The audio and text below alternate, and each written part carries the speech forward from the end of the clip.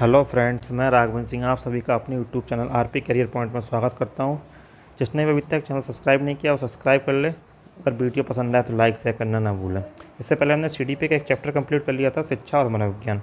आज हम उसके कुछ क्वेश्चन प्रैक्टिस करेंगे। चलिए स्टार्ट करते हैं। पहला क्वेश्चन, बाल मनोविज्ञान के अनुसार शिक्षा के क्षेत्र में मुख्य स्थान है। शिक्षा क्षेत्र में मुख्य स्थान किसका है?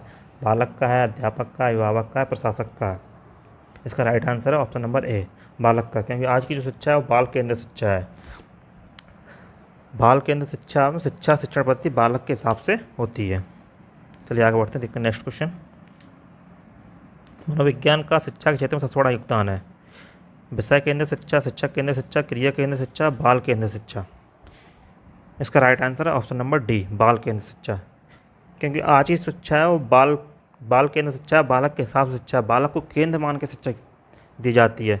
बाल केंद्र शिक्षा में शिक्षा शिक्षण पद्धति बालक के अनुरूप होती है। चलिए आगे बढ़ते हैं, नेक्स्ट क्वेश्चन। प्रारंभ में मनोविज्ञान किसका विषय था? दर्शन शास्त्र का, नीति शास्त्र का, तर्क शास्त्र का, भौतिकी का। ये हम थ्योरी में पढ़ाया था। इसका राइट आंसर है ऑप्शन नंबर ए। प्रारंभ में मनोविज्ञान दर्शन शास्त्र का एक अंग था, वो धीरे धीरे दर्शन शास्त्र से अलग होता चला गया। चलिए नेक्स्ट क्वेश्चन देखते हैं।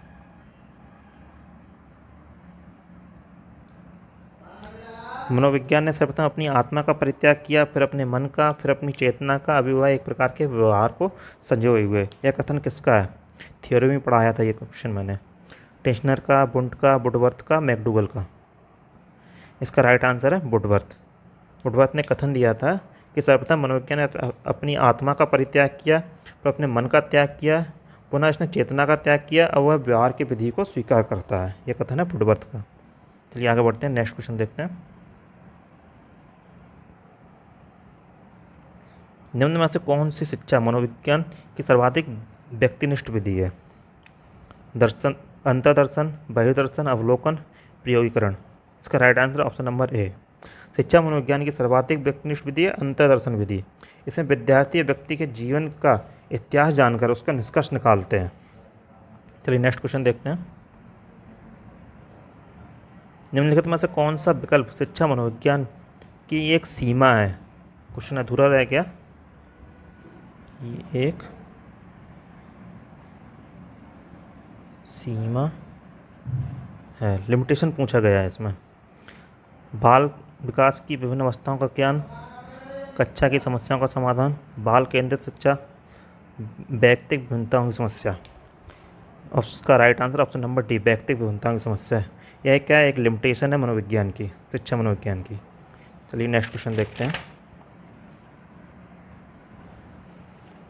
शिक्षा मनोविज्ञान का अध्ययन अध्यापक को इसलिए करना चाहिए क्योंकि इससे शिक्षक को आत्मसंतुष्टि मिल सके, इससे वह दूसरों को प्रभावित कर सके, इससे वह अपनी परीक्षा में प्रथम आ सके, इसकी सहायता से अपने शिक्षण को अधिक प्रभावशाली बना सके। इसका राइट आंसर होगा ऑप्शन नंबर डी। शिक्षा मनोविज्ञान का अध्ययन इसलिए करना चाहिए क्योंकि वह जिसकी सहायता से अपने शिक्षण को अधिक प्रभावशाली बना सके, जिससे और कई शिक्षण विधियाँ उसमें जोड़ सके, जिससे बालकों को आसानी से समझ में आ जाए। चलिए नेक्स्ट क्वेश्चन देखते हैं। विकासात्मक मनोविज्ञान में जीवन का अध्ययन किया जाता है गर्भकाल में, जीवन पर्यंत, जन्म से, या किशोर अवस्था में। इसका राइट आंसर होगा ऑप्शन नंबर बी, जन्म। ऑप्शन ऊपर नीचे हो गए हैं, ऑप्शन नंबर बी, जन्म से। विकासात्मक मनोविज्ञान में एक वैज्ञानिक अध्ययन है जो मनुष्य के जीवन में हो रहे परिवर्तन के बारे में बताता है। चलिए नेक्स्ट क्वेश्चन देखते हैं। एक शिक्षक को अपने विद्यार्थियों की क्षमता को समझने का प्रयास करना चाहिए। निम्नलिखित में से कौन सा क्षेत्र इस उद्देश्य के साथ संबद्ध है? मतलब विद्यार्थी क्षमता को समझने का प्रयास करने के लिए कौन सा क्षेत्र जुड़ा हुआ है इसमें? ऑप्शन नंबर ए, शिक्षा समाजशास्त्र, सामाजिक दर्शन, मीडिया मनोविज्ञान, शिक्षा मनोविज्ञान। इसका राइट आंसर है शिक्षा मनोविज्ञान। शिक्षा मनोविज्ञान के अंदर बालक के व्यवहार, योग्यता, क्षमता, उसकी रुचि, अभिप्रेरणा, आवश्यकता, कैसे सीखता है, इस सब विषय का क्या किया था? अध्ययन किया था शिक्षा मनोविज्ञान के अंतर्गत। चलिए नेक्स्ट क्वेश्चन देखते हैं। मनोविज्ञान शिक्षा का आधारभूत विज्ञान है, यह कथन किसका है? यह कथन किसने दिया? यह कथन दिया है स्किनर ने। इसका राइट आंसर है ऑप्शन नंबर बी, स्किनर। चलिए आगे बढ़ते हैं। आधुनिक मनोविज्ञान का अर्थ। आधुनिक मनोविज्ञान का अर्थ क्या है? मन का अध्ययन, आत्मा का अध्ययन, शरीर का अध्ययन, व्यवहार का अध्ययन। इसका right answer option number D, व्यवहार का अध्ययन। किंग वुडवर्थ ने भी कथन दिया था, सर्वप्रथम मनोविज्ञान ने अपनी आत्मा का त्याग किया, फिर मन का त्याग किया, फिर चेतना का त्याग किया। उसने किसको स्वीकारा है? इसने व्यवहार को स्वीकारा है, इसलिए इसका राइट आंसर है व्यवहार का अध्ययन। चलिए आगे बढ़ते हैं। शिक्षा मनोविज्ञान का संबंध किससे नहीं है? मानव व्यवहार का अध्ययन, मानसिक प्रक्रियाओं का अध्ययन, सीखने के तरीकों का अध्ययन, संचार माध्यम का अध्ययन। इसका right answer option number D. शिक्षा मनोविज्ञान मनोविज्ञान की वह शाखा शिक्षा का मनोवैज्ञानिक रूप से अध्ययन करती है। इसका संबंध किससे? मानव व्यवहार से, मानसिक प्रक्रियाओं से, सीखने के तरीकों से, व्यक्ति और समायोजन से है, व्यक्तिगत भिन्नताओं से है, पाठ्यक्रम निर्माण से है, मापन मूल्यांकन से है। ये हमने थ्योरी में सब बताए हुए हैं, लेकिन इसका संचार और माध्यमों से कोई इसका लेना देना नहीं है। ये आते हैं किसके? ये सूचना और प्रौद्योगिकी के अंतर्गत आते हैं, ये संचार और माध्यम। इसका राइट ऑप्शन है ऑप्शन नंबर डी। चलिए नेक्स्ट क्वेश्चन देखते हैं। निम्नलिखित में से कौन शिक्षा मनोविज्ञान की प्रकृति है?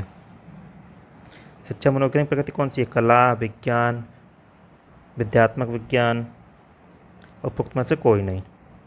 इसका आंसर ऑप्शन नंबर सी, विद्यात्मक विज्ञान। शिक्षा मनोविज्ञान ना तो पूर्ण रूप से कला है और ना ही पूर्ण रूप से विज्ञान है, बल्कि ये कला और विज्ञान दोनों क्या है? मिश्रण है। ये शिक्षक अपने कला और कौशल से बालकों के अध्ययन के प्रति रुचि उत्पन्न करता है। ये दोनों का क्या हुआ? मिला हुआ रूप है। चलिए आगे बढ़ते हैं, नेक्स्ट क्वेश्चन देखते हैं। शिक्षा मनोविज्ञान की दृष्टि से निम्न में से कौन सा कथन सत्य है? बच्चे अपने ज्ञान का स्वयं सृजन करते हैं। विद्यालय में आने से पहले बच्चों को कोई पूर्व ज्ञान नहीं होता है। अधिगम प्रक्रिया में बच्चों को कष्ट होता है। बच्चे यथावत सीखते हैं जो उन्हें पढ़ाया जाता है। इसका right answer option number A. शिक्षा मनोविज्ञान की दृष्टि से बच्चे अपने ज्ञान का सृजन स्वयं करते हैं, अर्थात बच्चों को सीखने के लिए मात्र अधिगम उपस्थिति आवश्यक होती है, तो उन्हें अधिगम के लिए प्रोत्साहित करने के लिए आवश्यकता होती है। इससे बच्चे स्वयं सक्रिय सहभागिता द्वारा अधिगम अनुभव प्राप्त करते हैं। चलिए आगे बढ़ते हैं, नेक्स्ट क्वेश्चन देखते हैं।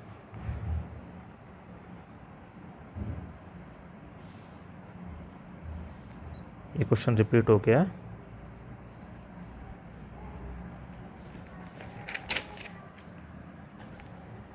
चलिए नेक्स्ट क्वेश्चन देखते हैं।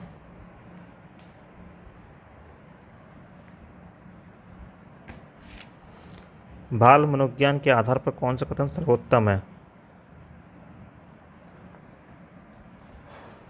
सारे बच्चे एक जैसे होते हैं, प्रत्येक बच्चा विशिष्ट होता है, कुछ बच्चे विशिष्ट होते हैं, कुछ बच्चे एक जैसे होते हैं। इसका आंसर है प्रत्येक बच्चा विशिष्ट होता है। बाल मनोविज्ञान के अनुसार प्रत्येक बच्चा क्या होता है? विशिष्ट होता है। प्रत्येक बच्चे भिन्न भिन्न योग्यता, भिन्न भिन्न क्षमताएँ होती हैं। भले ही बच्चा जुड़वा हो, लेकिन उसमें कुछ ना कुछ डिफरेंस, उसमें व्यक्तिगत भिन्नताएँ होती ही हैं, इसलिए प्रत्येक बच्चा विशिष्ट होता है। चलिए आगे बढ़ते हैं, नेक्स्ट क्वेश्चन। प्राथमिक शिक्षक के लिए बाल मनोविज्ञान का ज्ञान आवश्यक है, क्योंकि प्राथमिक शिक्षक को बाल मनोविज्ञान ज्ञान क्यों होना चाहिए? यह बच्चों के अनुशासित बनाने में सहायता करता है, परीक्षा परिणाम में उन्नति होती है, यह बच्चों को अभिप्रेत करने के लिए सुविधाजनक तरीके बन जाता है, यह बच्चों के व्यवहार को समझने में शिक्षक की सहायता करता है। इसका right answer option number D. यह बच्चों के व्यवहार को समझने में शिक्षक की सहायता करता है। शिक्षक को बाल मनोविज्ञान ज्ञान होना अति आवश्यक है, क्योंकि इसके बिना शिक्षक क्या है? बच्चों के बारे में समझ नहीं पाएगा, उनको कैसे पढ़ाना है, उनकी शिक्षण विधि का प्रयोग करके पढ़ाना है, ये टीचर नहीं समझ सकता बाल मनोविज्ञान के बिना। इसलिए इसका ऑप्शन नंबर डी सही है। चलिए आगे बढ़ते हैं, नेक्स्ट क्वेश्चन।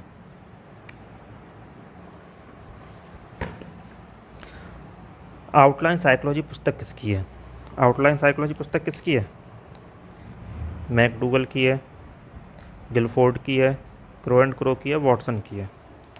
इसका राइट आंसर है मैकडूगल। चलिए आगे बढ़ते हैं। नेक्स्ट क्वेश्चन, प्रयोगात्मक मनोविज्ञान का जनक किसे माना जाता है? प्रयोगात्मक मनोविज्ञान का जनक किसे माना जाता है? वॉटसन को, विलियम वुंट को, गिलफोर्ड को, थॉमसन को? इसका राइट आंसर है option number B, William Wundt को। तो नेक्स्ट क्वेश्चन देखते हैं, मनोविज्ञान को आत्मा का विज्ञान किस कहने वालों से संबंधित नहीं है। मतलब मनोविज्ञान आत्मा का विज्ञान कहा है, और इनमें से कौन है जिसने नहीं कहा है? अरस्तु, प्लेटो, डेकार्ट, विलियम जेम्स। ये हमने थ्योरी में ही पढ़ाया है। इसका राइट आंसर है option number D, William James. चलिए आगे बढ़ते हैं। नेक्स्ट क्वेश्चन, मनोविज्ञान को मन और मस्तिष्क का विज्ञान किसने कहा है? पोम्पोनोजी ने, विलियम जेम्स ने, जेम्स अली ने या वॉटसन ने? यह किसका कथन है? मनोविज्ञान मन और मस्तिष्क का विज्ञान है। यह कथन है पोम्पोनोजी का। पोम्पोनोजी ने कहा है मनोविज्ञान मन और मस्तिष्क का विज्ञान है। चलिए आगे बढ़ते हैं। विलियम वुंट ने 1879 में प्रथम मनोविज्ञान प्रयोगशाला कहाँ स्थापित की थी? मनोविज्ञान की प्रथम प्रयोगशाला कहाँ स्थापित की गई थी, ये बताना है इस क्वेश्चन में। पहला है लिप्जिंग जर्मनी, ऑस्ट्रेलिया, अमेरिका, कोलकाता। इसका राइट आंसर है लिप्जिंग जर्मनी। कब की गई थी, ये भी पूछ सकते हैं, कब की गई थी? 1879 में। किसने की थी? विलियम वुंट ने। तीनों क्वेश्चन बन सकते हैं इसमें से। चलिए आगे बढ़ते हैं। किसके अनुसार मनोविज्ञान की सबसे संतोषजनक परिभाषा मानव व्यवहार के विज्ञान के रूप में जानी जा सकती है? पिल्सबरी, स्किनर, क्रोवेंटरो, जेम्स। इसका राइट आंसर है पिल्सबरी। तो आगे बढ़ते हैं। नेक्स्ट क्वेश्चन देखते हैं, मनोविज्ञान के द्वारा कौन सा परिवर्तन किया जाता है? बालक को महत्व, पाठ्यक्रम में सुधार, सीखने की प्रक्रिया में उन्नति या उपरोक्त सभी? इसमें बालक को महत्व दिया जाता है, पाठ्यक्रम में सुधार किया जाता है, सीखने की प्रक्रिया में उन्नति की जाती है। इसलिए इसका राइट आंसर है ऑप्शन नंबर डी, बाल केंद्रित शिक्षा होती है। बालक के साथ पाठ्यक्रम में सुधार भी किया जाता है और शिक्षण विधियों का उपयोग करके सीखने की प्रक्रिया को अच्छा बनाया जाता है। इसलिए ऑप्शन नंबर डी इसका राइट आंसर है। नेक्स्ट क्वेश्चन देखते हैं, कैली ने शिक्षा मनोविज्ञान कितने उद्देश्य बताए हैं? A 7, B 8, C 9, D 10। इसका right answer option number C, 9 उद्देश्य बताए कैली ने शिक्षा मनोविज्ञान के। नेक्स्ट क्वेश्चन देखते हैं, मनोविज्ञान शिक्षा का आधारभूत विज्ञान है। यह कथन किसका है? यह कथन है स्किनर का। चलिए आगे बढ़ते हैं। नेक्स्ट क्वेश्चन देखते हैं, संवेगों के स्वरूप के कितने लक्षण होते हैं? संवेगों के स्वरूप के कितने लक्षण होते हैं? 5, 6, 7 या 8? इसका right answer option number B, 6। चलिए आगे बढ़ते हैं, मनोविज्ञान को चेतना का विज्ञान कब कहा गया? मनोविज्ञान को चेतना कौन सी शताब्दी में कहा गया? ऑप्शन नंबर 17वीं शताब्दी में, 18वीं में, 19वीं में, या इनमें से कोई नहीं। हमने थ्योरी में ही पढ़ाया था। थ्योरी वाला वीडियो देखोगे तो इसमें सारे क्वेश्चन दिए हुए हैं, जो भी ये क्वेश्चन यहाँ आए हैं सब थ्योरी में से हैं। इसका right answer option number C, 19वीं शताब्दी में। चलिए नेक्स्ट क्वेश्चन देखते हैं, मध्य युग के दार्शनिकों ने मनोविज्ञान को क्या कहा है? मध्य युग में मनोविज्ञान को क्या कहा गया? व्यवहार का विज्ञान, चेतना का, मस्तिष्क का या आत्मा का? इसका right answer option number C, मस्तिष्क का विज्ञान। चलिए आगे बढ़ते हैं। नेक्स्ट क्वेश्चन देखते हैं, आधुनिक शिक्षा का संबंध व्यक्ति और समाज दोनों कल्याण से है। कथन किसका है? डम्बेल का, फ्रेंडसन का, यूलिच का या रीबर्न का? यह कथन है फ्रेंडसन का। चलिए आगे बढ़ते हैं, नेक्स्ट क्वेश्चन, शिक्षा वह प्रक्रिया है जिसके द्वारा व्यवहार में परिवर्तन किया जाता है, कथन किसका है? Pillsbury, brown, Skinner, crow and crow. यह कथन है ब्राउन का। चलिए नेक्स्ट क्वेश्चन देखते हैं। आधुनिक मनोविज्ञान का जनक, आधुनिक मनोविज्ञान जनक किसे माना जाता है? विलियम जेम्स को। चलिए नेक्स्ट क्वेश्चन देखते हैं। मानव मनोविज्ञान व्यवहार का निश्चित विज्ञान है, कथन किसका है? मनोविज्ञान व्यवहार का निश्चित विज्ञान है, कथन किसका है? स्किनर का है, स्किनर का है, वॉटसन का है, अरस्तु का है, वुडवर्थ का है? यह कथन है वॉटसन का। मनोविज्ञान व्यवहार का निश्चित विज्ञान है, ये किसने कहा? वॉटसन ने कहा है। नेक्स्ट क्वेश्चन देखते हैं। मनोविज्ञान अनुभव एवं व्यवहार का विज्ञान है, यह कथन किसका है? वुडवर्थ, वॉटसन, अरस्तु, स्किनर। अनुभव एवं व्यवहार का विज्ञान, यह कथन कहा है स्किनर ने। थ्योरी में सारे कथन दिए हुए हैं, एक बार थ्योरी का लेक्चर देखेंगे तो सब समझ में आ जाएगा। चलिए नेक्स्ट क्वेश्चन देखते हैं। मनोविज्ञान के प्रकारवाद समुदाय के जनक कौन है? William Wundt, William James, Sigmund Freud, Skinner. इसका राइट आंसर है option number B, William James. चलिए नेक्स्ट क्वेश्चन देखते हैं। भारत में प्रथम मनोविज्ञान प्रयोगशाला स्थापित कहाँ हुई है? कलकत्ता में, दिल्ली में, इलाहाबाद में, इनमें से कोई नहीं। इसका राइट आंसर है कलकत्ता में। ये होती 1916 में नागेंद्र सेन द्वारा की गई थी। चलिए आज का वीडियो यहीं समाप्त करते हैं। बहुत बहुत धन्यवाद आप सभी का। जिसको क्विज के लिए कोई टेलीग्राम ज्वाइन करना हो तो मेरा टेलीग्राम चैनल ज्वाइन कर सकते हैं आप लोग। वीडियो को लाइक करें, शेयर करें और चैनल को सब्सक्राइब करना ना भूलें। बहुत बहुत धन्यवाद।